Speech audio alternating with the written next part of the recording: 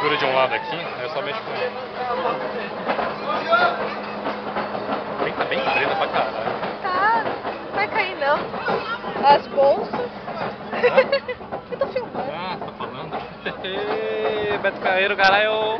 Vai querer descer agora.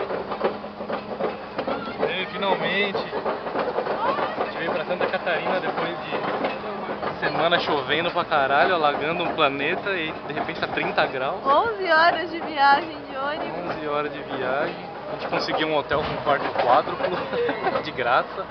Leozinho, vai cair. E fodeu agora, hein? Segura minha mochila. Segura. Uhul!